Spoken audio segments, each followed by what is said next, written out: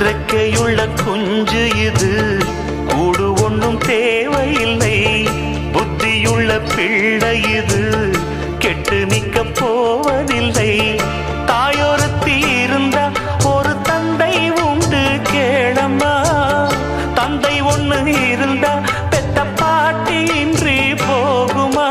தெருவோரம் கிடந்தும் அனாதை இல்லை. உறவென்னை வெறுத்தால் தினம் தருவேன் தொல்லை.